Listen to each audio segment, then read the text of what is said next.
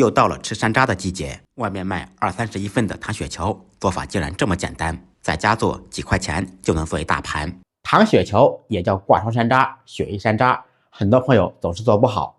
今天我来教你关键技巧，看完视频保证你能学会。2-3块钱一斤的山楂放入盆中，加入1小勺盐，加入清水，用手轻轻的揉搓清洗，浸泡10几分钟。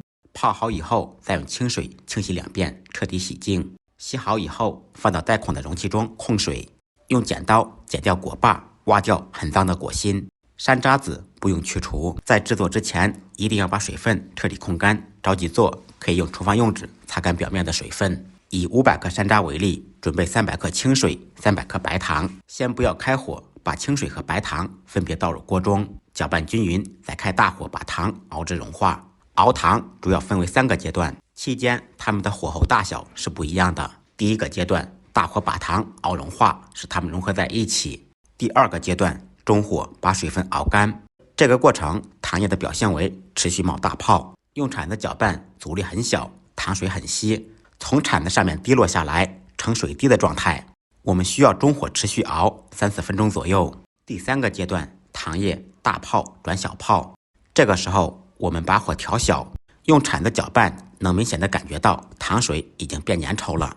很多朋友认为做到这里就是挂霜的最佳时机，其实到这里还差一些火候，我们需要再用最小火熬1-2分钟。那么有些朋友该问了，具体要熬到什么程度呢？大家可以观察一下，当糖液从铲子上面滑落下来呈蜡色的状态，这才是挂霜的最佳时机。这个时候先不要着急下入山楂，我们把糖液稍微晾一下，期间可以放入2-3克白醋。放白醋可以冷却糖液，还可以使糖液快速结晶。朋友们可以认真观察一下糖液滴落下来呈蜡丝的状态，当糖液亮至不再透明，逐渐变浑浊，这个时候就可以下入山楂了。山楂放得太早，下锅就烫坏了，相信很多朋友都遇见过。下锅以后就不要偷懒了，快速不停地搅拌，使每颗山楂裹上糖液。随着锅内温度降低，糖液就会泛霜。